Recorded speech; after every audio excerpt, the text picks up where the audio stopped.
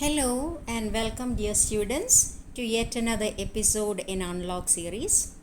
Today we'll be discussing a topic in literary criticism, a topic prescribed in Module 1, and that is about the critic Longinus and what he tells in the treatise on the Sublime.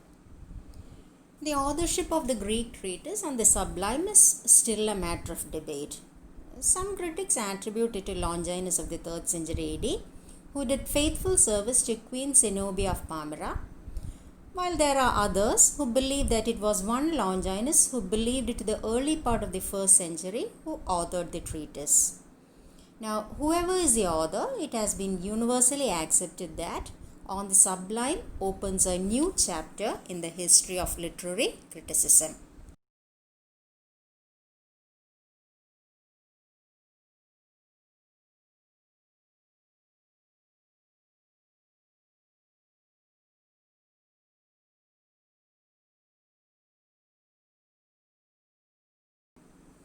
So actually with Longinus, criticism takes the next step. Plato, Aristotle and Horace had talked about instruction, delight and persuasion as the end effects of poetry. Now, Longinus in his treatise on the Sublime says that the effect of great literature is to elevate the reader. That is to transport the reader, to transport him to a rapturous mood. Now this treatise on the Sublime is written in the form of a letter explaining how to achieve perfection in writing.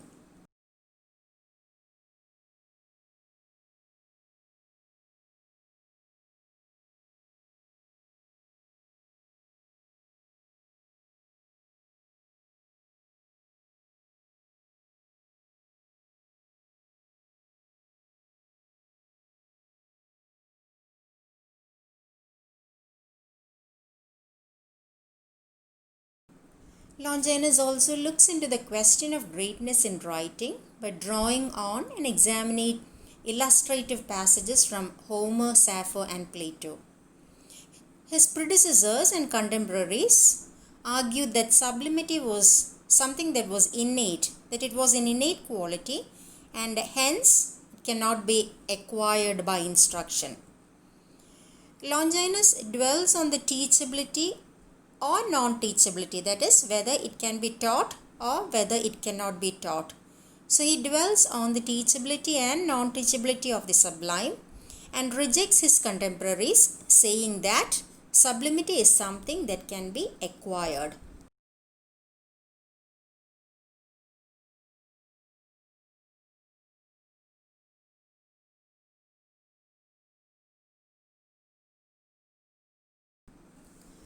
Longinus goes on to suggest 5 sources for sublimity. They are grandeur of thought, power of passion, figures of speech, nobility of diction, and unity of composition. So once again, the 5 sources of sublimity include grandeur of thought, the power or passion, figures of speech, nobility of diction, and unity of composition. Okay.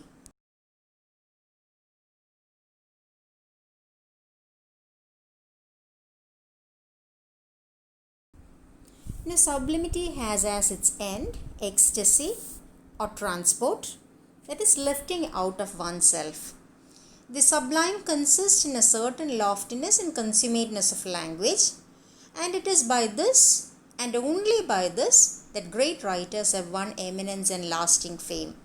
So, when you examine the works of great authors, you find that one of the prominent features of their work is that they have this loftiness and consummateness of language.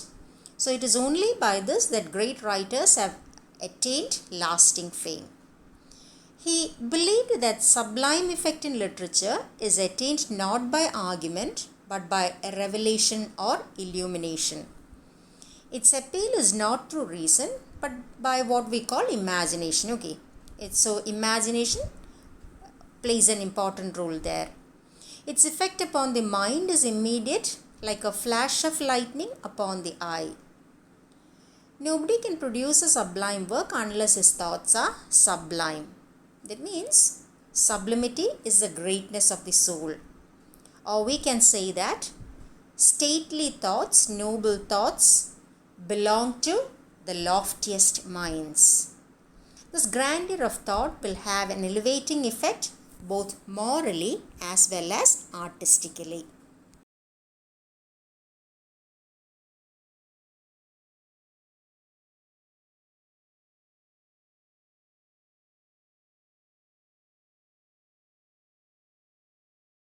The next source of sublimity, as suggested by Longinus, is inspired emotion and strong passion.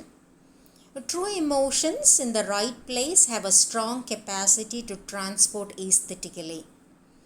Longinus found intense emotions leading to sublime and sapphic fragments, especially in Sappho's hymn to Aphrodite. And there should be the choice of the most striking circumstances involved in whatever is described.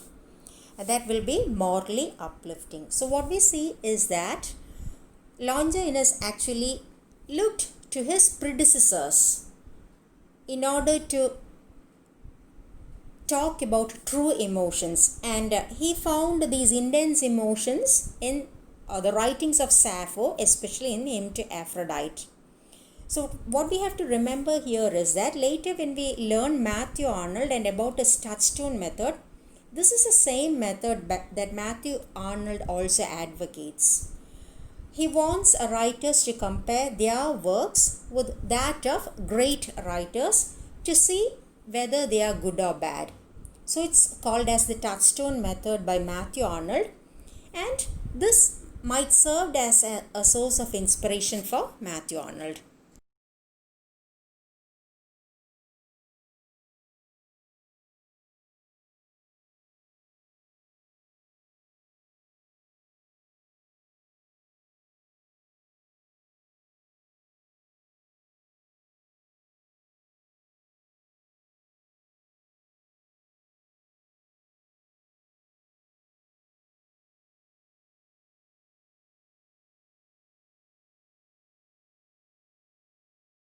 Now, figures of speech are also aids in reaching the sublime. A figure therefore is effective only when it appears in disguise and when it is shaded by the brilliance of style. There are some figures that Longinus advocate for achieving sublimity. They include the rhetorical question, asyndeton, hyperbaton, and periphrasis. Well, let's just try to understand what these are. Rhetorical questions. A question that contains an answer within itself but is being asked for an emphasis. So the answer is there in the question itself, but the question is being asked for emphasis. Asyndeton literally means unconnected. It's a stylistic device used in literature and poetry, and it eliminates conjunctions between the phrases. But still we find that sentence will retain its grammatical accuracy.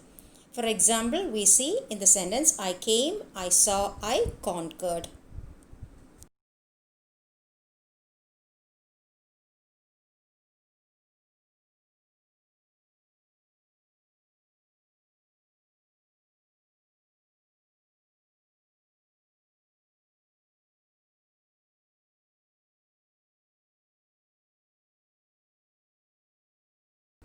The next figure of speech suggested by Longinus is hyperbaton, which is an inversion of the normal order of words, especially for the sake of emphasis. For example, the sentence, sweet she was. It's an inversion of the sentence, she was sweet. And the word order is changed for the purpose of emphasizing. Now, periphrasis means talking around or the use of indirect and circumlocutory speech or writing. For example, in semester 1 of History of English Literature, you might have studied about Anglo-Saxon poetry, where you find that periphrasis was a regular feature of Anglo-Saxon poetry. So, for example, a traveler would always be referred to as an earth stepper. So it's like talking around using something indirect rather than directly telling you about something.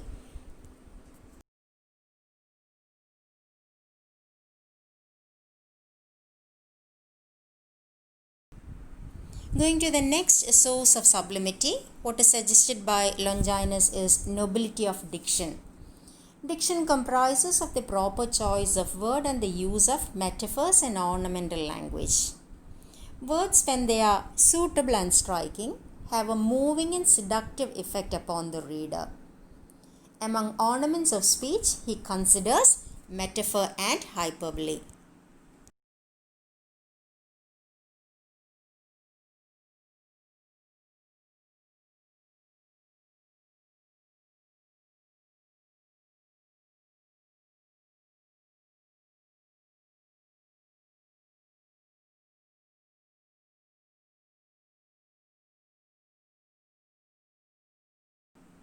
Now moving on to the last source, which is unity of composition.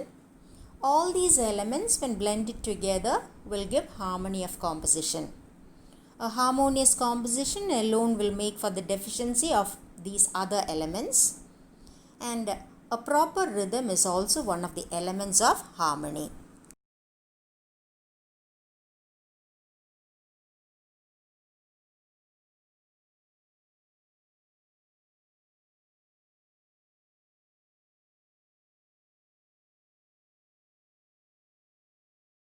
Now, while giving the sources that can lead to sublimity, Longinus also lists the factors that can obstruct or become impediments in the way of sublimity, and they are affectation, cold pedantry, and sentimentality.